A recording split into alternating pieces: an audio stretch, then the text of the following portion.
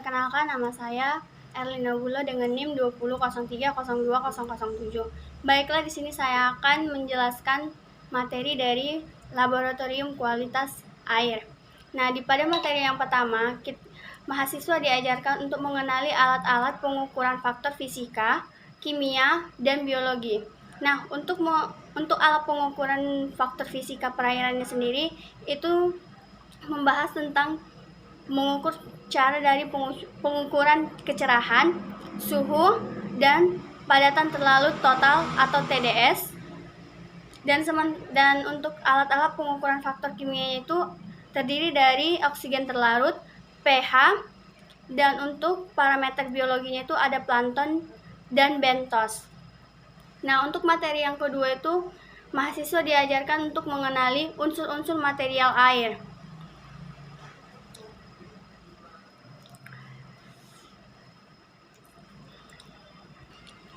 Unsur-unsur material di perairan itu ada beberapa ion-ion yang terdapat dari unsur material tersebut, yaitu terdiri dari ion utama atau major ion, yang kedua ion atau minor ion, dan yang terakhir ada ion renik atau trax di perairan. Nah, untuk di materi yang ketiga ada analisa sifat kimia air untuk mengukur kimia air dengan menggunakan alat ukur itu ada dari salinitas refraktometer yang dimana mengkalibrasikan alat ukur dengan aquades sebanyak 5 tetes dan tetesis sebanyak 5 tetes air sampel pada alat ukur. Nah, setelah itu kita akan disuruh untuk mengamati alat ukurnya untuk melihat kadar salinitas air sampelnya. Dan yang kedua ada oksigen terlarut. Nah, di situ nanti akan kita diajarkan untuk mengkalibrasi alat ukur dengan aquades sebanyak 5 tetes. Setelah itu letakkan elektroda diometer pada air yang akan diukur atau air sampel. Tunggu sampai nilai pada diometer konstan tetap, dan itulah nilai DO dari perairan atau sampel tersebut. Untuk materi selanjutnya mengenai kecerahan dan kekeruhan. Nah, tujuan dari untuk mempelajari materi tersebut yaitu untuk mengajarkan mahasiswa agar mengetahui perbedaan kecerahan dan kekeruhan pada air perairan, dan untuk memahami cara mengukur kecerahan dan kekeruhan air tersebut. Dan kecerahan suatu perairan menentukan sejauh mana cahaya matahari dapat menembus suatu perairan dan sampai kedalaman berapa proses fotosintesis dapat berlangsung sempurna. Kecerahan yang mendukung adalah apabila pinggang Cesidex mencapai 20-40 cm dari permukaan. Materi selanjutnya ada pencemaran air terhadap budidaya ikan. Pencemaran air yaitu masuk atau dimasukkannya makhluk hidup, zat, energi, atau komponen lain ke dalam air oleh kegiatan manusia sehingga kualitas air menurun sampai ke tingkat tertentu yang menyebabkan tidak lagi berfungsi dengan peruntukannya. Nah, pencemaran air ini diakibatkan oleh masuknya bahan pencemar atau polutan yang dapat berupa gas, bahan-bahan terlarut, dan partikulat.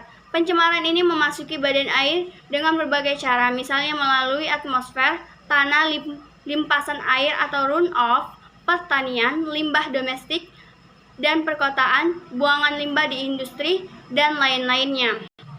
Nah, untuk materi selanjutnya mengenai pengaruh pakan terhadap kualitas air. Pakan ikan adalah salah satu faktor yang berpengaruh terhadap pertumbuhan ikan budidaya.